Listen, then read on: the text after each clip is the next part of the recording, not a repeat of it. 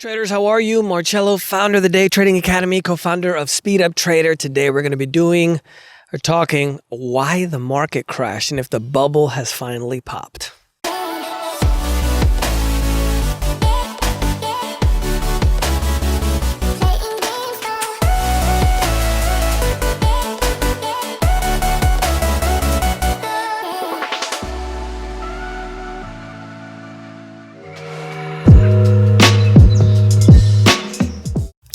Overall, this year, 2020 has been pretty ridiculous, right? The hurricanes and the markets and everything else.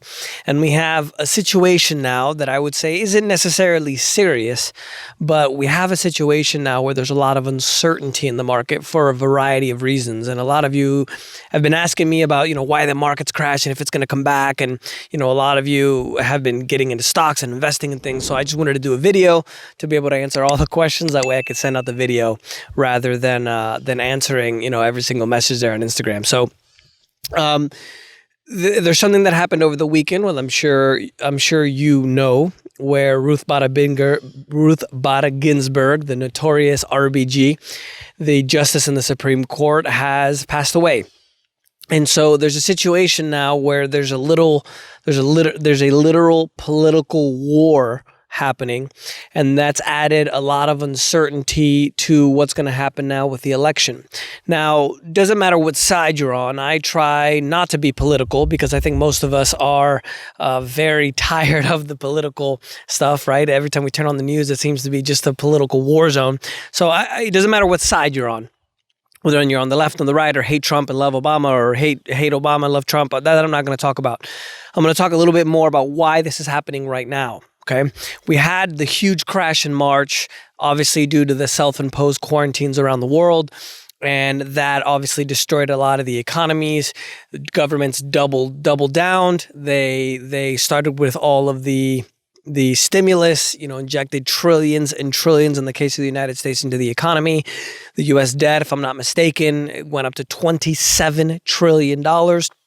Which we are not going to pay back, obviously, right? Which is part of this.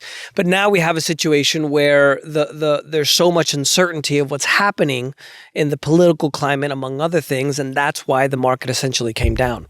Now, the main problem, or the situation, I should say, it's not really a problem with RBG, is that obviously there's a war between the left and the right. It's that simple, right? And they both want to vie for power. It doesn't matter who it is.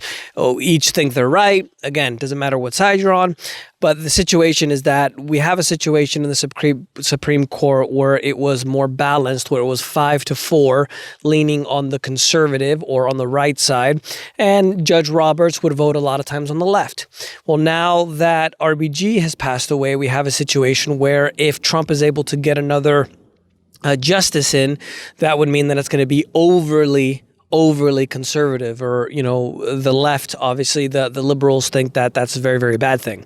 So there's been situations where people on Twitter and other places have talked about anarchy and burning things down. Obviously we have seen the situation of what's going on with the riots and the protests in Baltimore and Portland and New York, literally war zones where people have completely left a lot of these cities, right? And they're leaving now, especially to places like Texas and Tennessee and Florida and Colorado. So the main situation with that is that what I believe is going to happen is this is going to be a very tightly contested election. I think that there's going to be a situation where no matter what side you're on, it's going to end up in the Supreme Court.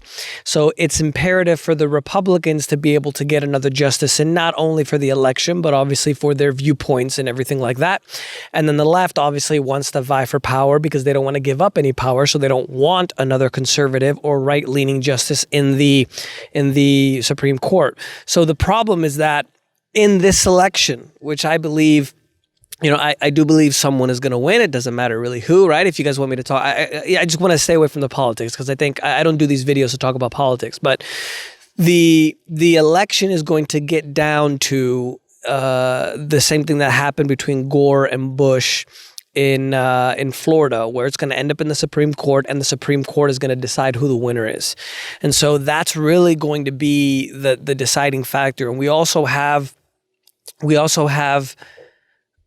companies, like Goldman Sachs, which is the single most important financial entity in all of the United States, state that if Biden does win, that we're most likely going to see a drop in the stock market. It obviously has to do with a lot of his views, which is fine. So that's the first thing. We have that uncertainty now with the election and the uncertainty about what's going to happen in the election. And this is, and then other side notes where it's going to, power up and motivate the user base of Trump and Biden and everybody else.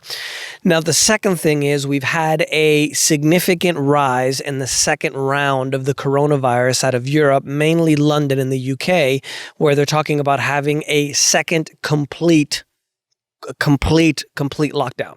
So because the first lockdown worked so well, we actually have some numbers, right? We have facts in Sweden. They never locked down. They never closed schools. They never wore masks.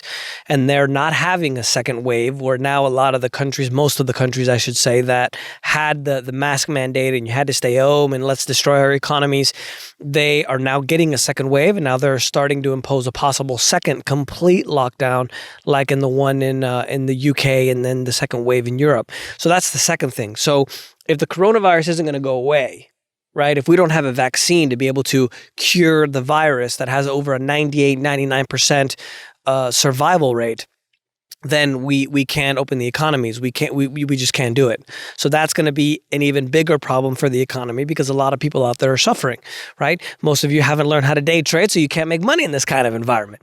So see how I plugged that one in there? And by the way, if you like these videos, I always do these videos for free. I'm going to start doing a little bit more videos since I got a great little background here now.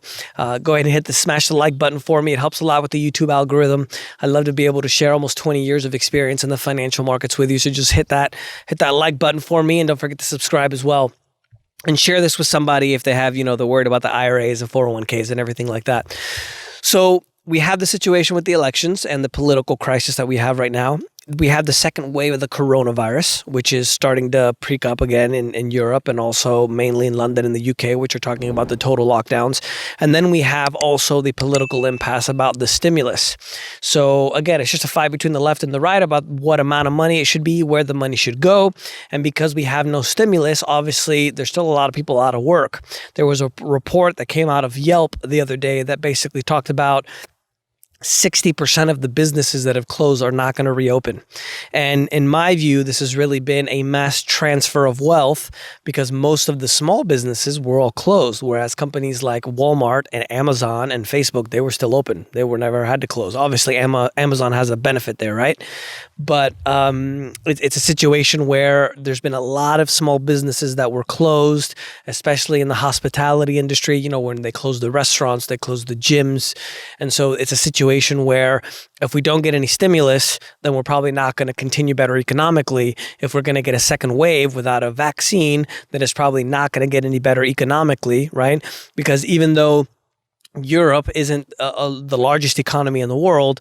Remember, the U.S. is the largest. Next comes China. And after that is the Eurozone. So it's not a country per se, but they are a big part of the world economy, a very, very big part. We're talking anywhere probably between 30 to 40% between the U.S. and China, probably a little bit higher than that. But so that's basically what's going on. Now, moving forward to the election, have we reached the bottom? Would it necessarily continue to go up? If you're going to be able to plan on what to do coming up towards the election, there's a lot of uncertainty because, even though Biden could win, for example, or Trump could win. So most of you have pensions and 401ks and retirements that obviously are doing great right now because we're reaching record highs. But if we don't get a stimulus package, or if the corona comes back with a vengeance and we don't have a vaccine, then what's going to happen? Is the market going to continue going higher? Now, obviously, the market has been very, very volatile. I don't think we're going to continue to go higher if we don't get a vaccine or if we don't have good news about the coronavirus slowing down. And now we have the added pinch or the added punch of the situation with the political crisis with RBG.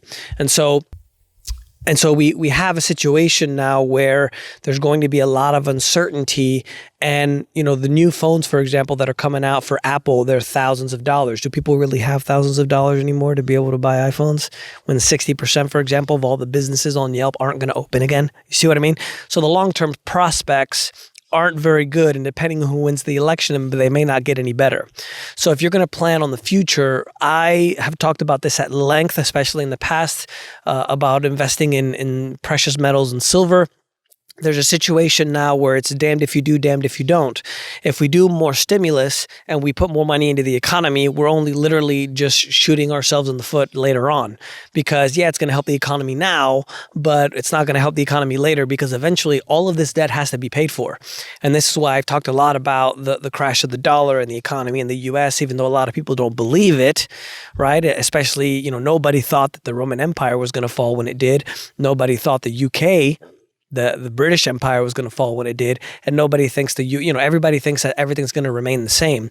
But we have a situation now where the amount of debt that Trump is adding, he's adding more debt in his first term than Obama did in 2 terms. And Obama added more debt in 2 terms than every other president combined before him. So it's literally gone absolutely parabolic. It's just continuing to rise. And unfortunately for us, it's not going to end well. So what I would do, and remember, this is not trading advice. We're not trading advisors. We don't trade people's money, but just for education. What I have done and what I have been preparing for is both sides. So if you're going to look at a company like Tesla or Apple or Facebook, a lot of you guys invest in a lot of these high-tech companies. Even Warren Buffett has 43% of all of his investments in Apple, which I think is a mistake. I would invest more in something like precious metals, like silver or gold and things like that, due to the fact that from now to the election, I think the election is going to be highly contested, as I mentioned to you. And when that happens, the uncertainty is going to go through the roof, even higher than it is now. And silver and precious metals are going to go through the roof. So I told you guys about the silver before. I've been talking to you guys about it for years. Now silver's at about 25, 26-ish. I think by the time we get to the election in November, it's going to be probably a bit 30, 35. It could even go to 40, depending on what happens. And so if you want almost a guarantee of something that's going to go up, obviously, do your own research. Your money's your responsibility. I don't want you guys to invest in something and come back and be like, well, Marcello told me. But we have a situation where short-term or long-term, it's one of the best plays. And obviously, do your research, the best way that you guys want to invest in silver or gold. But I would definitely be looking at something that's a little bit more foolproof, right? Even Warren Buffett, for example, who said that gold is rat poison. He was staunchly against precious metals and things like gold. He actually bought Barrick gold as well. So if Warren Buffett, who was against it before, ended up buying gold, I think that tells us everything. I would do more silver than gold, but that's what I would do. So I don't want to make this video too long. I just wanted to do a quick video because a lot of you guys were asking me about why the market crashed, and that's essentially why, those 3 reasons. I don't think it's going to recover as quickly because we don't have the stimulus. We have the situation with the coronavirus, the uncertainty about the election. That could change if we do have a stimulus that's passed, for example. The market most likely will go up because it's obviously great for the market. But I think in any event, what we should do is plan for the worst case scenario and the best case scenario, depending on what side you're on. And whatever the case may be, silver, in my opinion, is still one of the best investments. And I highly recommend that you guys go and watch the video that I did. It's the one where I was holding the $40,000 position, these open positions that I had that were negative. Because, obviously in trading, everybody always makes money, right? Nobody ever loses money. So I wanted to show that. It was a presentation that I did at the seminar that we had this year, 2020, in February, before the corona hit hard. And obviously from that point, silver just skyrocketed, which obviously those positions didn't have done no negative, you know what I'm saying? Anyway, so that's I want to do a quick video. If you guys have any questions, don't forget to subscribe and leave all the questions with the hashtag #AskMarcello. I'll be happy to go ahead and pull those for you. And don't forget to like the video. It helps a lot with the YouTube algorithm. And I always do these videos for free so you guys can learn while I'm sharing almost 20 years now. It's a long time, since high school. Anyway, see you guys next time.